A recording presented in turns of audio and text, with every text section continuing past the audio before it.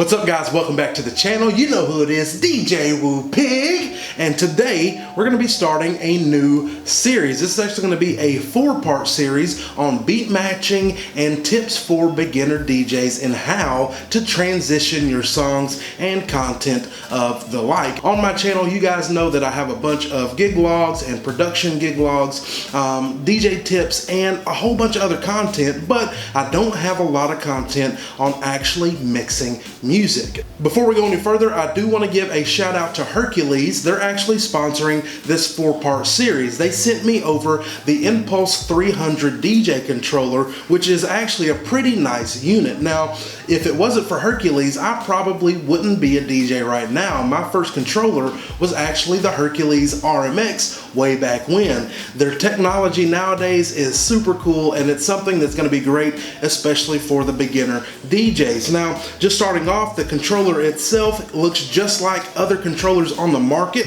It is a plastic controller casing, but it does have your jog wheels. It's got your hot cues, rolls, slicers, and sampler pads like other controllers that you have seen. Now, it does have RCA output, so you can hook into your DJ system or your bedroom system at home. This is really a good controller for people that are just starting out, or even if you want to practice rig at your house. Now, this controller in particular uses a dejuiced software that you can get from djuice.com. For this series, I'm going to be using Virtual DJ. It is native to Virtual DJ. Everything has already been mapped out, so there's nothing else that you need to do other than get the controller and plug it in. Everything's already mapped, the sound card's already mapped, so you can be up and running in no time at all. On the first installment of this series, we're going to be talking all about cue points and setting them up for success when mixing tracks. Now, I've got some music loaded here. It's some simple electronic style dance music, EDM stuff, and setting cue points on tracks like this can be simple, but it can be a little bit frustrating when you don't have them set right when you start trying to mix into a different song. So this first track here, one thing that you don't want to do is set a cue point right, kind of in this dead space. The one thing about this controller, it does have hot cue buttons, so we can set a cue there, but as you can see, that first couple seconds of that cue point, it's not doing anything for you. So I always like to, from the beginning, let's back this dude up. I always like to get rid of this guy. We're going to get rid of that one, and I like to set him right there on the downbeat, on the first downbeat. So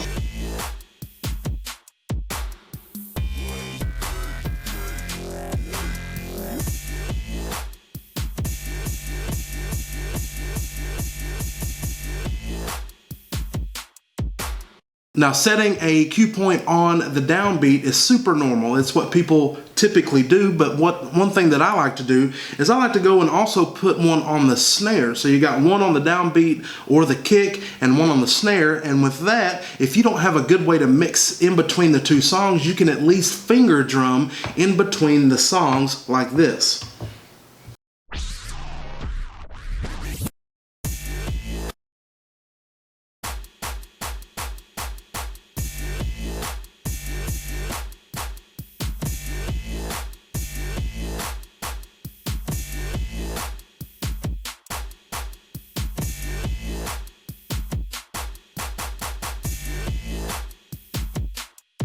So with that being said, if you're creating a cue point on your kick and on your snare, you can find creative ways to get in and out of tracks effectively, especially when ushering in a new track. Once you have your starting cue point and maybe even your auxiliary cue point set, such as the snare, one thing that you need to do is go through and set your cue points throughout the song.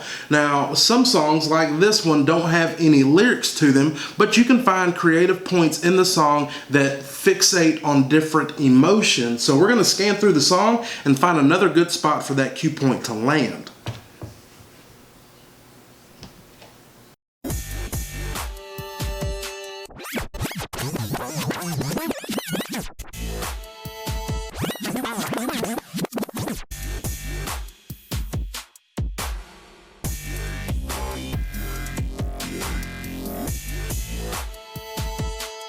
That's a good one right there. You hear that synth come in? That's another good spot to land a cue point. So we're going to back the track up. and find the perfect spot of where to place that cue point.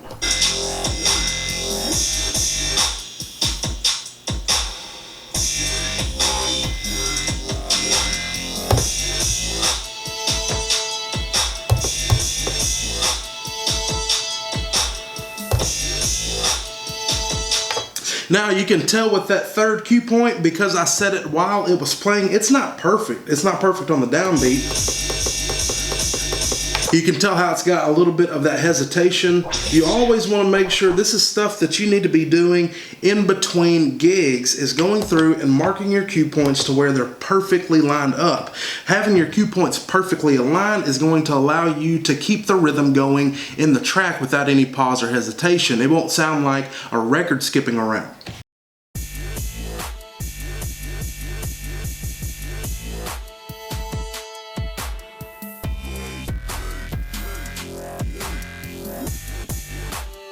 So we have 3 now, let's find another. You can tell some good spots to land it is going to be somewhere in there while the music is dropped. That's probably a bass drop or a bridge or something different in the song. So let's go ahead and get ourselves over there and we'll find out where to drop the next cue point.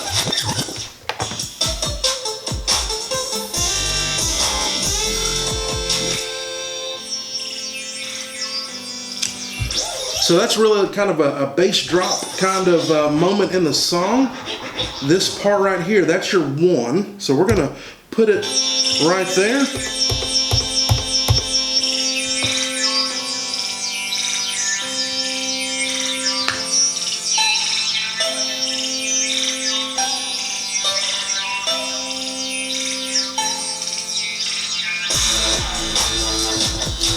And after that drop, it picks right back up. As you guessed it, another good spot to place a cue point.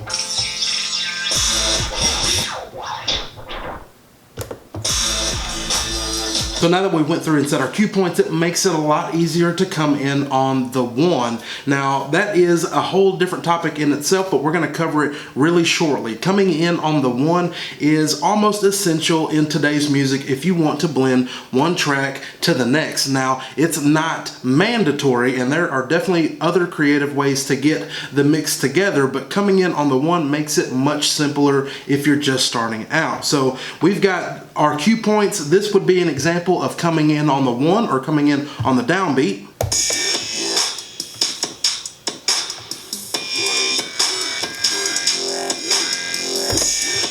As you can see, it's that definite defined downbeat that we're coming in on. Whereas my cue 2 is not on the downbeat, it's on the and or on the 2.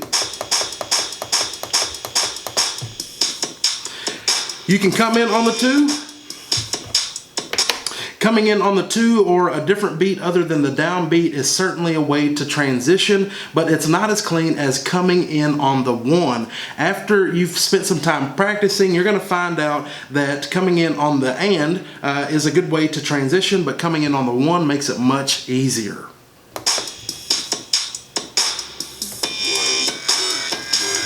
So what you can do now, if you don't have a 8 or 16 count intro, you can set a loop right on top of that cue point so you don't have to guesstimate on when you should bring it in. You already have defined areas within the song that you know either come in on the 1 or make for good transitions, so you can set loops and cues on top of that. Let's give you an example.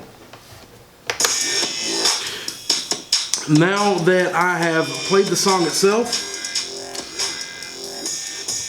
I can go through and set a loop on cue 3 like we have it.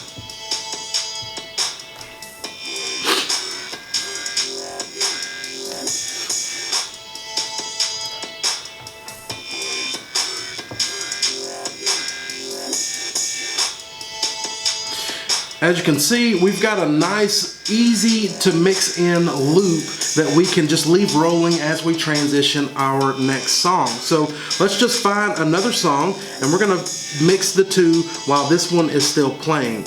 I'm gonna go ahead and grab one that's also similar BPM and we'll just come in and allow the songs to mix themselves. Once I know that I have my now Q song ready to rock and roll, I can essentially mix them in now together. So we're gonna turn our loop back up. And when bringing in a new song, I always like to turn the bass down. So we're gonna turn the bass down on the track that we're bringing in, and then we'll EQ it both out. So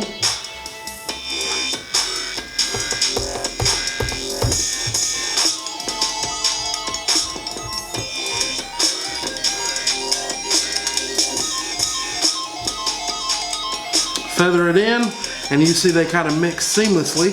Now we're gonna mix out the two.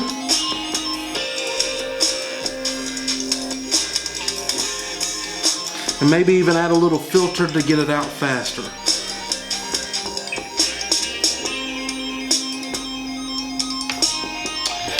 And there you go. We just mixed two songs together using the hot cues that we have set on the downbeat, and then we're just blending them simply together. Now, I know that this isn't common music that you would see maybe at a wedding gig or another DJ gig, but this is the best thing that we can do so we don't get copyright strikes. So just apply these same techniques over any song that you're mixing out, and you should be in good shape.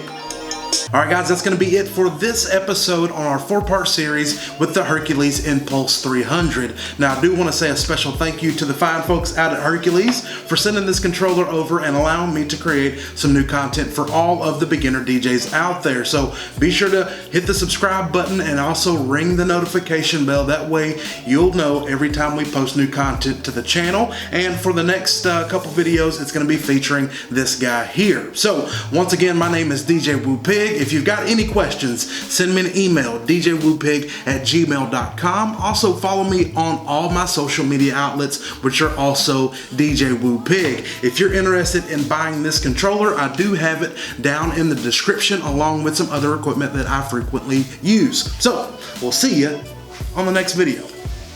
Alright, so in the background you see me dancing, but I've got two videos in front of you that I need you to click on. One of the two. It doesn't matter.